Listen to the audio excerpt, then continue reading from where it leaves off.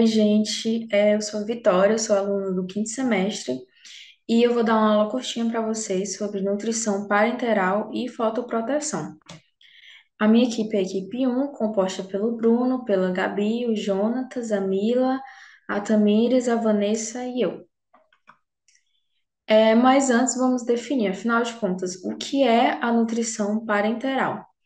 Então, ela é um método crucial de administração de nutrientes diretamente na corrente sanguínea.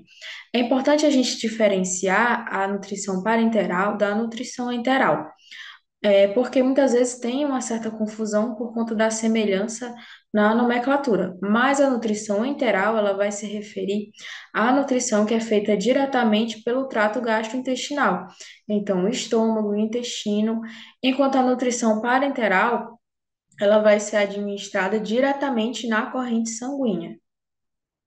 Continuando aqui. Mas quais são os casos em que a gente faz a nutrição parenteral?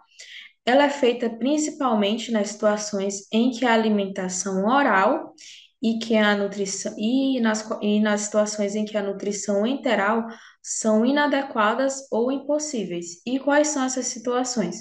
Quando tem a obstrução intestinal crônica e a obstrução do intestino delgado, né? Porque devido à obstrução não vai ocorrer a passagem do alimento, não vai ocorrer a absorção.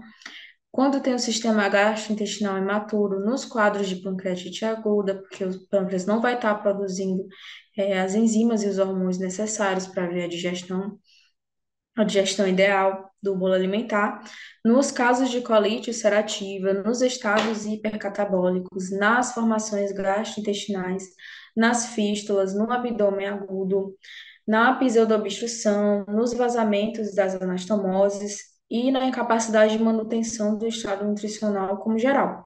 Então, enfim, são diversas as situações em que é feita a nutrição parenteral, mas, assim, em resumo, é quando não pode haver alimentação oral e quando não pode haver a nutrição enteral. Porque, assim, são apenas nessas situações porque o ideal é que haja alimentação mais próxima ao natural, né? Então, até mesmo a nutrição enteral, que é a que é feita no trato gastrointestinal, ela chega a ser preferível do que a nutrição parenteral, porque se aproxima mais do que é natural para o paciente. Mas, quando não é possível, né, nessas situações em que eu citei, é feita a nutrição parenteral. E quais são os benefícios da nutrição parenteral? Antes de tudo, ela vai garantir a ingestão adequada, dos nutrientes essenciais. Então, muitas vezes aqueles pacientes que estão na enfermaria, eles não estão conseguindo, eles estão desnutridos ou não conseguem se alimentar, de forma adequada por estar em alguma daquelas situações. E a nutrição parenteral, ela vai garantir essa ingestão, adequada dos nutrientes, né? Afinal de contas, ela é feita diretamente na corrente sanguínea. Outro benefício, vai também ter o suporte nutricional personalizado conforme a necessidade do paciente. Então, vai ter toda uma equipe de nutrição que vai fazer aquela dieta parenteral adequada de acordo com as necessidades, de acordo com as comorbidades que o paciente vem a ter. E por fim, é porque ela é importante na recuperação e na manutenção do estado nutricional do paciente. Não, sem dúvida nenhuma, é importante que uma nutrição adequada vai contribuir para a recuperação e para manter um bom estado geral, do indivíduo. Continuando aqui. Mais do que é composto a nutrição parenteral. Então, ela é composta principalmente pelas emulsões lipídicas, pelos carboidratos, pelos aminoácidos, pelas vitaminas, eletrólitos, minerais, oligoelementos e águas. E geralmente os nutricionistas vão ajustar essa composição de acordo com as necessidades individuais de cada paciente. Então, por exemplo, as emulsões lipídicas vão fornecer as calorias, e vai prevenir também a deficiência de ácidos graxos.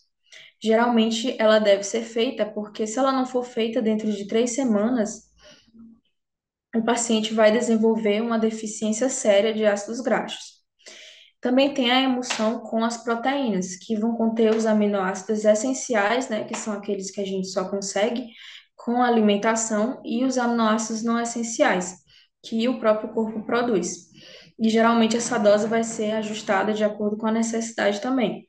E por fim, vai ter a emulsão com a destrose monoidratada, que vai ser aí a fonte de carboidrato do paciente. E ela deve ser usada em concentrações de solução de 40, 50 até 70% no máximo. Tem que ter muito cuidado com o excesso da suplementação de carboidratos, assim como na falta, porque pode gerar estados de hiperglicemia e de hipoglicemia no paciente. Continuando, falando sobre outro tema dentro da nutrição parenteral, que é a importância da fotoproteção. Mas o que é a fotoproteção? É um conjunto de medidas tomadas para proteger os nutrientes da degradação causada pela luz. Então, por exemplo, vocês já devem ter ouvido falar da desnaturação de proteínas e de enzimas, porque quando elas estão ali num ambiente que tem uma temperatura mais alta, elas vão sofrer uma desnaturação, vão mudar de forma e não vão mais atuar da forma que elas deveriam. É só fechar isso aqui.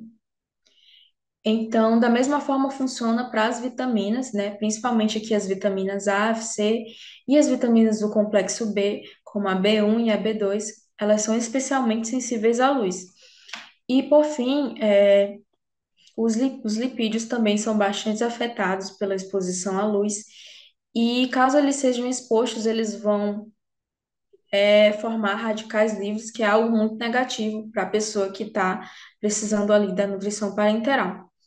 Continuando, as consequências da fotodegradação, né? Quando você vai disponibilizar aquela emulsão, você tem que ter muito cuidado com a forma de armazenar. Então, geralmente é feito um armazenamento correto, né? Tem todo um material que é ideal para proteger da fotodegradação. E quando isso não é realizado, as consequências da degradação desses nutrientes são a redução da eficácia, como eu falei antes, né? Não vão nutrir o paciente de forma correta, não vai estar mais dentro daquele ideal, e também corre o risco dessa degradação levar à formação de subprodutos que são prejudiciais ou até mesmo tóxicos para a pessoa que está recebendo ali aquela emulsão.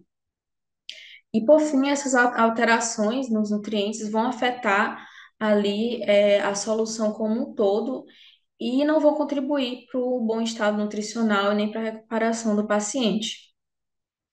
Continuando aqui, sobre as vias de administração agora.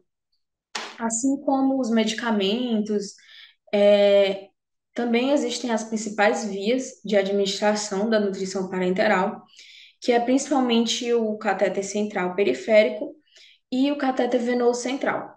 Então, o catéter central periférico é quando é inserido a linha na PICC na veia, que geralmente é a veia basílica, que é essa daqui que fica no nosso braço, e ela é preferível devido ao seu tamanho e à sua localização. Então, ela é periférica, né, porque o acesso ele é feito nessa região aqui da veia basílica, que se localiza no braço, mas ao mesmo tempo ele é central, porque é feita uma espécie de extensão. Ele vai chegar até ali aquela região da veia cava superior. E o catéter central periférico, ele é feito principalmente quando o paciente vai passar pouco tempo internado, né? Quando ele vai passar ali algumas semanas. Já o catéter venoso central, ele é uma inserção que é feita diretamente em uma das três grandes veias centrais. Então, por exemplo, geralmente é feita a inserção aqui, abaixo da região da clavícula, na veia cava superior. E ele é preferível quando o paciente vai passar de vários meses a anos internados. Internado aqui vai ser. Ele é preferível quando o paciente vai passar de vários meses a anos internado. E, por fim, tem a via de administração, que é a porta, que é um dispositivo implantado sobre a pele do tórax com um cateter acoplado, e ele tem sido utilizado quando a administração de NPT durante vários anos. E, por fim, nós vamos ter as complicações, porque infelizmente existem muitos riscos associados a dieta parenteral. Um deles eu já tinha citado antes, que são as anormalidades metabólicas, como o estado de hiper ou de hipoglicemia, né? Você tem que ter muito cuidado quando vai administrar ali aqueles carboidratos e os distúrbios eletrolíticos. Outra complicação são os casos de colelitise, porque independente de você estar se alimentando ou não, a vesícula biliar vai continuar produzindo ali aqueles sais biliares. E aí eles, como você não está mais se alimentando, vai ter um acúmulo desses sais biliares na vesícula biliar, e isso vai favorecer os surgimentos de cálculos, né, de pedras ali na vesícula biliar. Por fim, também vai ter o aumento do risco de infecção. É por isso que você tem que ter um cuidado muito grande na sepsia e na sepsia, mas infelizmente as infecções devido à dieta parenteral ainda são algo bastante presente, como complicação dentro dos hospitais. E complicações relacionadas ao catéter, né? Você tem que ser um profissional apto a conseguir realizar aquilo de forma correta. Geralmente são os médicos e os enfermeiros que fazem esses acessos. Outra complicação também são os quadros de pneumotórax, hemotórax, quilotórax, ou até mesmo de febrite em casos prolongados. Quais são as contraindicações para a dieta parenteral? Pacientes com estabilidade hemodinâmica, como cardíaca ou metabólica, então, por exemplo, um paciente com ICC descompensada, você tem que primeiro estabilizar aquele paciente para depois você iniciar uma dieta parenteral nele, e pacientes com falta de objetivo terapêutico. Falando aqui brevemente sobre outra forma de nutrição parenteral, que é a nutrição parenteral parcial. Ela é indicada para pacientes que não conseguem atingir 50% dos requerimentos calóricos com o uso de vias orais e enterais por mais de 7 dias. Então, aquele paciente que está ali numa dieta enteral, mas que mesmo assim ele não está conseguindo se nutrir de forma adequada, né? Quando está ali, faz mais de 7 dias que ele não está com a nutrição boa, é feito uma nutrição parenteral para dar um suporte mais adequado para ele. Enfim, geralmente ela é utilizada em conjunto à nutrição enteral. E por fim, para concluir, né, a nutrição parenteral, seja total ou seja parcial, ela é benéfica em diversos casos e deve ser utilizada sempre que necessário para assegurar melhores condições para o paciente. E é isso, essas foram as nossas referências e espero que vocês tenham gostado.